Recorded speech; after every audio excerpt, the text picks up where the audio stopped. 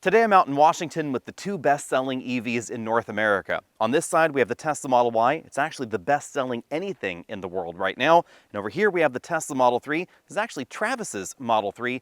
In this video we're going to talk about why you might want one over the other and decide which is actually the best EV in America today.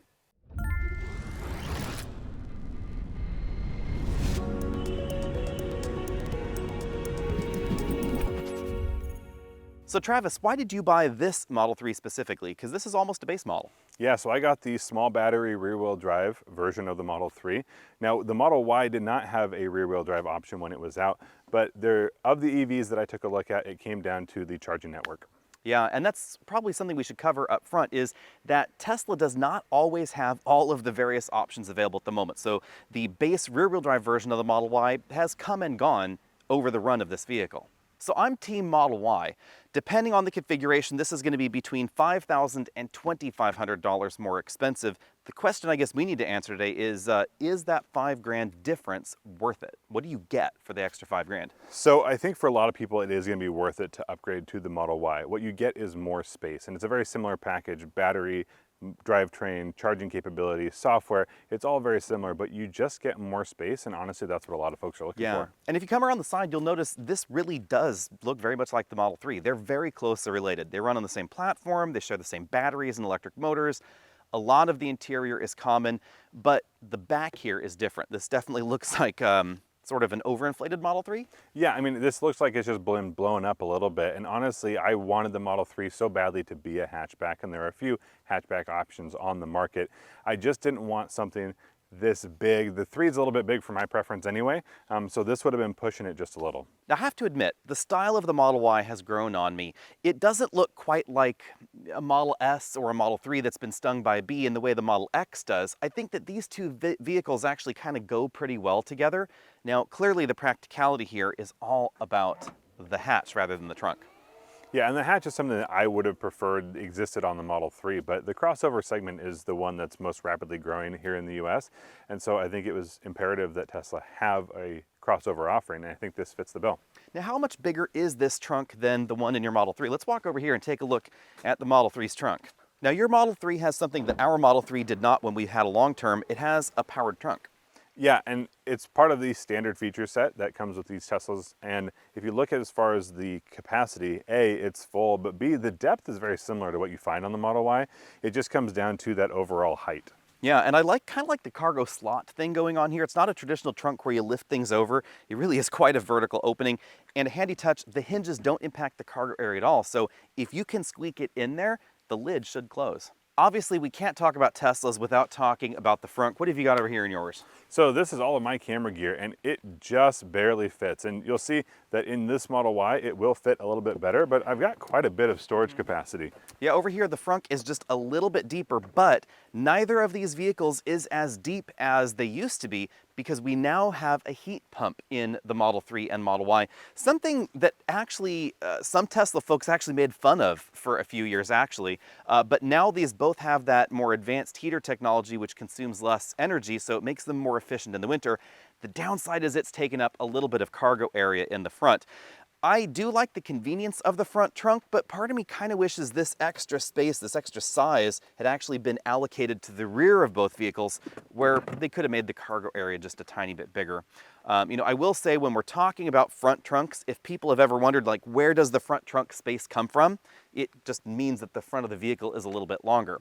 So if we actually walk over here to something like this Kia EV6, we have a very, very small cargo area right here because they just made the entire front end of the vehicle an awful lot smaller. There has been some talk that not having a front trunk is the sign of a vehicle that wasn't ground up designed to be an EV, but check this out, this was ground up designed to be an EV. I admit that the short hood profile does not look as good as a long hood, but it actually is a little bit more practical when you think about it. Obviously, the price tag of these vehicles is going to be different. This particular model is a dual motor model, but let's talk about the pricing of the single motor model first. This is going to start around $44,000, and your Model 3 starts around $39,000 now? Yeah, it'll be about $39,000 for this model. So that's about a $4,000 difference or so, $5,000 difference between the two. But if you work your way up to the performance model, which is going to be the fastest version of either of these, the difference actually narrows, kind of surprisingly. It does, and you know, that's not something I can fully explain, but it's a nice benefit that if you wanted the size, the practicality of the Model Y, you can do it for just a little bit more on the performance end of things. Yeah, and we should say at this point in the video, full disclosure, Tesla tends to change their price tags pretty regularly. So that is as of the day we are shooting this video. Next week, it could be different. We just don't really know. Now, the Model 3 is a tiny bit smaller. Obviously, it is a sedan. So let's take a look at the inside and see maybe some of the differences and some of the reasons that you might want to get the one over the other. Let's take a look at the seating position, because that's definitely a big difference, right? Yeah, so this is a more reclined, traditional car seating position, whereas the Model Y, you're going to get more of an upright crossover style. Getting from the one end to the other, you'll definitely notice this seating position is more upright, but a lot of the interior components are the same. In fact, the seats themselves are the same, and here's what's going on. We actually have this large riser right there that gives this the extra height. So you can see this is not just a crossover or SUV styled body that they've made taller, they've raised the seating position up, which certainly a lot of people are going to be interested in. It means that your legs are not sticking out quite as far in front of you, and you can have your seat a little bit more upright because the ceiling is definitely higher off the ground. So I can actually get pretty high, pretty upright as far as the seating position goes without really getting too close to the glass.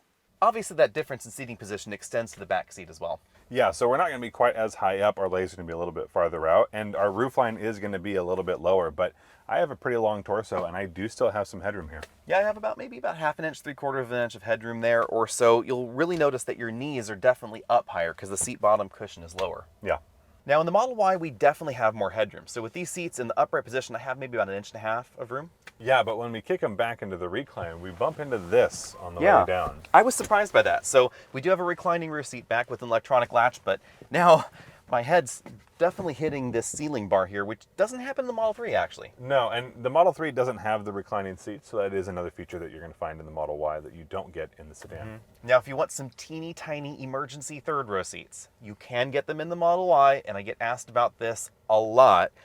I might choose that option, but don't think of them as, human seats. They're really small. I'll admit, I like the option of having a third row seat. It really is an emergency situation. You could put children, only children back there. Yeah. But in a smaller SUV, it is nice to have an option. Yeah, and I would mention that these are going to need to be children that really couldn't be tall-ish and still need a booster seat, because that actually may not be enough room back there for them. It's a little smaller than the one in our Outlander plug-in hybrid long-term, which is pretty darn tiny. But I would probably still buy the option because I do kind of like an emergency third row. One thing that's definitely going to make the rear seat more comfortable for adults is that the seat bottom cushion is much higher off the ground. Because again, the Model Y has a bigger, squarer box, so your legs are not going to feel like they're in your chest. You're definitely going to have more room. And that extra support can really go a long way. Now, one thing to keep in mind is because this tries to use so many Model 3 parts, you'll notice that down here on the floor we have kind of an eccentric shape. And that's because they're using the same center console and, again, the same seat rails as the Model 3. And that does result in this eccentric floor there, where you have a decent amount of foot room for the center passenger, but it does kind of looks a little bit unusual as far as other luxury SUVs go. So out on the road, honestly, these two vehicles are very similar to drive. One is a little bit lighter, a little bit faster, but they're not worlds apart. No, and the biggest difference between these specific models is the rear wheel and the all-wheel. And again, while you're driving around, you're not going to notice much of a difference. And that shouldn't surprise too many people because, a BMW X3 and a 3 Series, they're not worlds apart in driving nature and driving style. Obviously, there are differences, but I would actually say these two vehicles are probably a little closer than those other luxury segment corollaries. Yeah, it's interesting to see with electric vehicles, Tesla specifically, how each of these models is built upon the other. And the Model Y shares so many components. What it ends up being is a little taller, a little heavier, and a little less aerodynamic. So ultimately, you're getting a very similar experience. Yeah, and you will notice the difference in the performance numbers. I mean, the Model 3 consistently is going to be 3 to 5 tenths of a second faster or so with the same motors. Yeah, and again, that's mostly coming down to weight and aerodynamics. And there's a little bit of tuning, perhaps, with Tesla to differentiate the lineup. Obviously, the 3 is going to be the performance-oriented option, and especially in the dual-motor performance version versus the Model Y. Right, and that's when you're going to start to see more of a significant differences on the performance end, because those numbers start to matter just that much more. Honestly, from this camera view, what you're going to notice most is that this is the white interior, the other one is a black interior, and everything else is just so similar. So now, how long have you owned the Model 3? So I've had this basically 6-7 months. Okay. And I've got quite a few miles on it already. And one thing I have noticed is that I've already lost about 3 miles off that maximum range. Yeah, that sounds about rational. Yeah. How has the white interior held up? Because I have to admit, I do love a really white interior. Yeah, for me, I'd never had a white interior or a white exterior. And I thought, what a great opportunity to do both at the same time. What I have seen is that I get black jean and blue jean residue that exists on the seats, but it takes a warm washcloth and just about everything comes up. So I've got 12,000 miles on it. It's a year of use in a lot of people's cases, and you wouldn't hardly know it. Now, we should probably address the one downside that I do hear from a lot of people that have either had a Model 3 and decided to move on to something else, or people that are really on the fence, is the ride quality. Now, bear in mind, again, we don't have the comfort suspension Model Y back there, but the ride quality is definitely what I would describe as firm and bouncy, which is certainly a departure from some of the EV competition. Yeah, and I think this is sort of what people are considering when they shop not just a Tesla, but other sedans or crossovers in this price range, electric and otherwise. They want a comfortable ride, and you're not going to see that comfort in this model. For me, I've been used to fairly tight suspensions before, a sportier ride. And this is, I think, on the sporty end of it without being disheveled or uncomfortable, but it's certainly not what I would say is a comfort-oriented experience. And for me, at least, that is part of what makes sense for keeping the Model 3 and Model Y in the luxury segment. And I know it's something that we've had arguments over a little bit before. But, remember that, BMWs and Mercedes models, competitively sized-wise, are going to be about this same price tag. But also, they're going to tend to be firmer like this. I mean, this has a steering rack that is tuned more like a German European luxury sedan. And the suspension tune is going to be firm like that. It's not going to be like a Camry or a mainstream vehicle.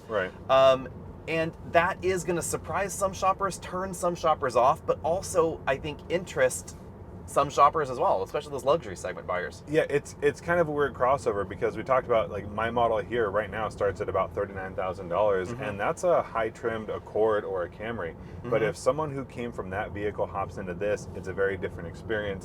We talked about that ride quality, but also the performance, because you are not going to get the performance levels, again, just in the base model, even in the top end of your standard mid-size sedan. And it's not going to feel like this. It's not going to be rear-wheel drive like this.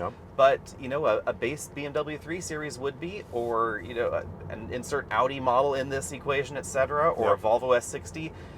The price tags of them are not really going to be far off of this. There's a decent amount of overlap with all the luxury brands and mainstream brands, which does make some of this a little confusing. But I would just really let shoppers know that if you are considering these vehicles, the experience is honestly going to be, as far as driving nature, more like those European competitors than a Camry or an Accord. Now, one of the nice things about the driving experience or trying it out for the first time is that the Tesla network is very different as far as purchasing goes than a traditional dealership.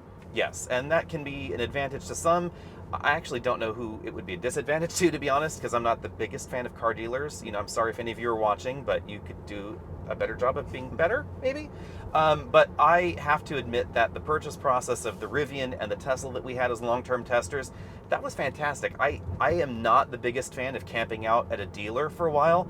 I want the vehicle to come to me, and that's exactly what you get if you buy one. Yeah, and even just the test drive experience is so totally different. You can walk through a mall, select malls, and find a Tesla showroom, and you can ask for a test drive on the spot. A lot of the time it's going to be available. And at the end of it, the experience is going to be very different than what you'd find if you went and test drove some other car at some other dealership. And I think for folks considering their first electric car, this is a great start. Yep. But that Tesla shopping experience is something that I think benefits electric vehicles in the long run. Yeah, and it's something that a lot of other car companies are certainly trying to emulate these days with varying amounts of success. And speaking of other electric cars, I guess we should mention how both of these vehicles kind of stack up against some of their key rivals, bearing in mind that those key rivals are going to be much less expensive or much more expensive, depending on exactly what you consider a rival here. Yeah. I mean, if you're just simply looking at inexpensive transportation, you could look at a Bolt. Absolutely. One of the last few Bolts. Yep. It's not going to look like this or feel like this or anything along those lines. But you could also look at something like a Polestar 2 or a Mustang Mach-E, certainly a direct competitor to the Model Y. Yep. And Ford has really tried to imitate the Tesla driving feel and driving experience with the Mach-E. And I would even add in the Ioniq 5 or the EV6 more closely to the Model Y. Yeah, and with those, I would say that they did not try and emulate the Tesla driving experience. No, it's a very different, like you said, in-seat experience, but when you look at what's on paper, there's going to be a lot of similarities there. Yes, true. But I would say that those are good options if you want something that's softer tuned. Yeah. I actually have to say that I knew this, but it is something that's refreshing to experience again. We actually have an EV6 GT out here at the same time, and its ride quality is certainly more supple in the supple drive modes than either of these vehicles. And it is the bonkers performance version that's 0 to 60 in under 3.5 seconds. Yeah, and honestly, on the level of performance that vehicle is phenomenal. But it's still going to be a different shopper who's looking at that versus some of these other entries. And it is interesting that some companies like Tesla and Ford have gone in a particular tuning direction for their chassis and their suspension. I would say that honestly, Polestar has kind of gone down that same rabbit hole of being pretty firmly sprung. It has that sort of bouncy feel to the suspension at times. Whereas all versions of the Ioniq 5 and EV6 feel maybe a little bit more normal performance vehicle with a more supple suspension tune. Yeah. It will get firm, but it doesn't have this sort of bouncy feel that you can get in the Mustang, the Polestar, etc. I will say with the Polestar, it's an interesting comparison because price-wise, there's a premium that you end up paying for that Polestar, and you do not get the same kind of space and room inside on this. It is a smaller model, and the footprint itself is a little bit smaller too, but it gets tight in there. Yeah, the Polestar 2 is a subcompact based vehicle rather than a compact luxury vehicle like this, because the size-wise, this is very in keeping with BMW 3 Series. Like the segmentation, you can really tell that was Tesla's ethos with sizing their vehicles. Model S is very 5 Series sized, this is very 3 Series sized, but on the interior we get more room thanks to some of the packaging efficiencies. Yeah, and that's, as far as the performance, it is a phenomenal car, but you are getting a smaller car for more money, it tends to be. So, like we said, it's such a growing segment, and I think the segment itself is, what is an entry-level electric vehicle? Where do you start? And obviously price ranges start higher if you're looking at anything above a Chevy Bolt or a Bolt EUV, but it's nice that there are more options. And again, I looked at a lot of different possibilities for myself, and the Tesla came out on top. Yeah, we should probably talk about charging a little bit now, because again, the driving nature of these two vehicles is very similar. So if you're torn between the two, I would suggest testing them out yourself and really trying to decide which one is right for you. But keep in mind that if you think they're pretty similar, they are indeed pretty similar. On the charging side, the base models are not going to charge as quick as the top-end models. No, so this one's 170 kilowatts.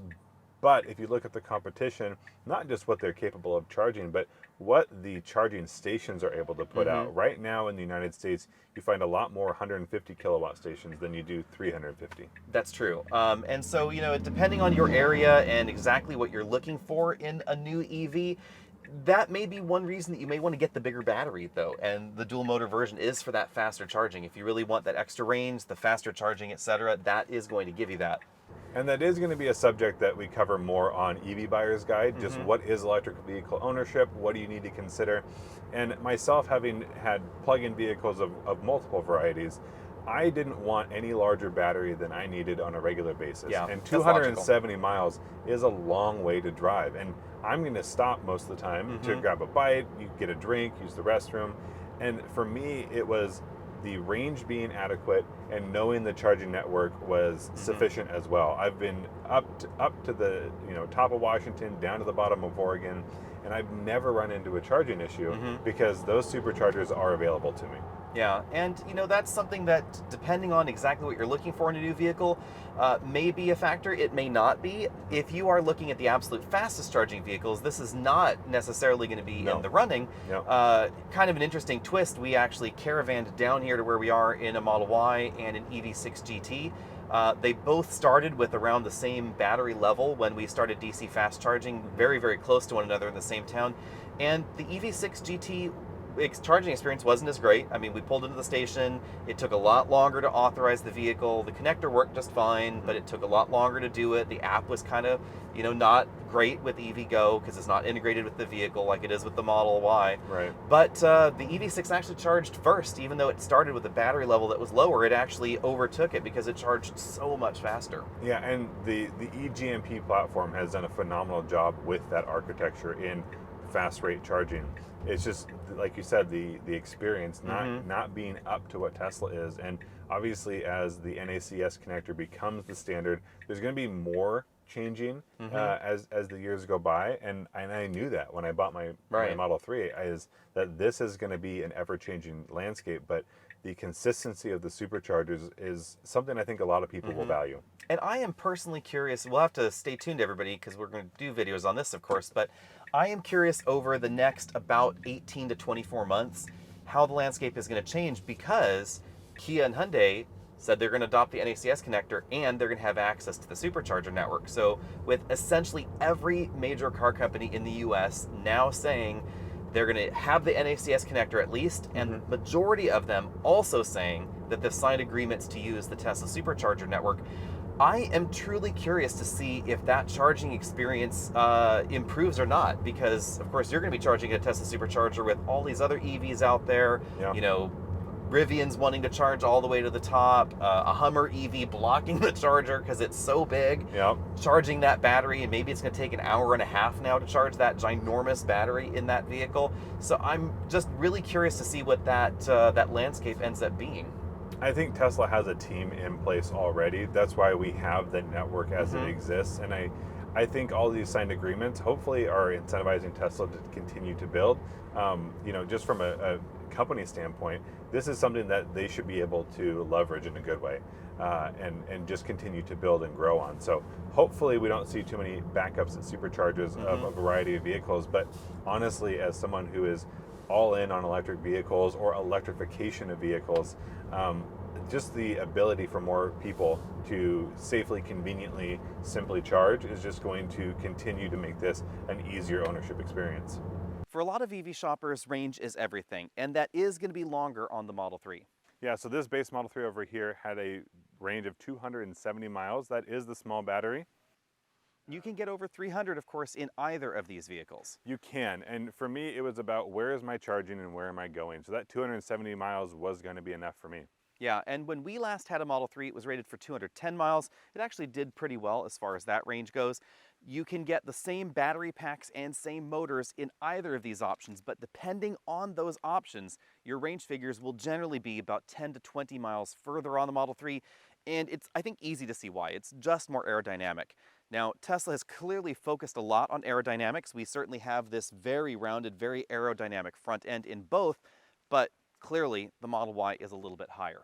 Yeah, I think it's a fair compromise for that Model Y. It's not that much more expensive. It's not that much loss in range, and the performance is all but identical. So I think it's a good option for those who want something a little more upright. Yeah, and you will get just a little bit better ground clearance in the Model Y, so if you're worried about things like snow, very mild off-roading, this is not an off-road EV, even though on Tesla's website now there is kind of an off-roady scene where they're driving the Model Y down some pebbles and across a river, etc.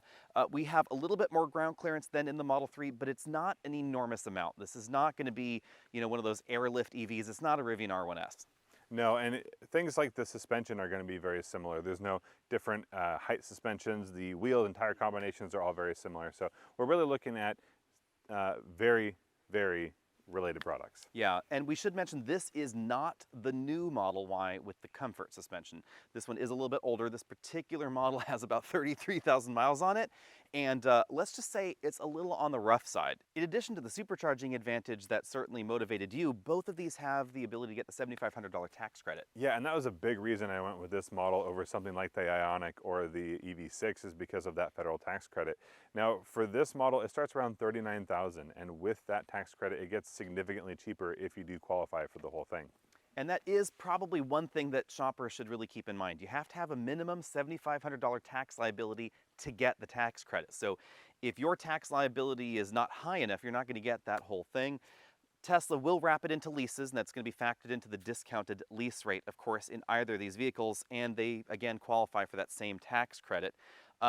In 2024, that's going to become a point of sale tax credit, which does offer an interesting twist and maybe an interesting incentive to spend a little bit more on this Model Y, because this is certainly my pick. What do you think? Well, I think with that federal tax credit, there is currently language on the Tesla website that seems to indicate the base model of the 3 and possibly the Model Y won't be eligible for that tax credit. So something to consider if you're in the market. Check out the website, see what it says, and see if that's a reason you may want to move on it sooner than later. I would still choose my Model 3. I like the style of it a little bit more. The efficiency differences are small, but it's something that matters to me. And I don't need more room. They do have things like roof rails if I wanted to put a rooftop box. But if you have a family, if you have a dog, this is going to be probably a better fit for you. I admit I would probably get the Model Y. The seating position is certainly much more my preference, especially in the back seat. If you have child seats, it is going to be easier. Something like a lot of people don't necessarily think about until it's a little too late, is that it is going to be easier to put a child seat in the back and get your kids in and out of it if that bench is higher off the ground. It's going to make it more ergonomic for you getting people, kids, cargo in and out of the vehicle. And yeah, as Travis mentioned, the tax credit scheme does change for 2024. In fact, big thing to keep in mind if you're planning on something like a new EV over the next few years is it's going to change every January 1st for a while. And the amount of content of the battery that has to be sourced from North America or our allies, manufactured in North America, etc., keeps ratcheting up. And then there's some new exclusions that don't allow certain content to come from countries like China or Russia. So all of that is going to factor into the tax credit situation. So quite logically, we actually don't really know who's going to qualify really for anything in 2024 yet. No, and I think that's something people will want to keep an eye out. I expect Tesla will do everything they can to make sure they are eligible on as many models as possible. And all these things, and to your point about the added practicality to the Model Y, is why this tends to be the sales leader. Yeah, and that's why the Model Y is, of course, a little bit more expensive than the Model 3 as well. But I do think that it's worth it. For all of that and more, be sure and hit that subscribe button. Stay tuned for other related content, including details on the new tax credit changes coming over the next few months. Rather unfortunately, the IRS has to release updates as far as how the program works, what's going to be in, what's going to be out, and how those details are calculated. So at this point in time, we don't know too many details about 2024, but that should be coming over the next few months. So be sure and stay tuned. See all of you later.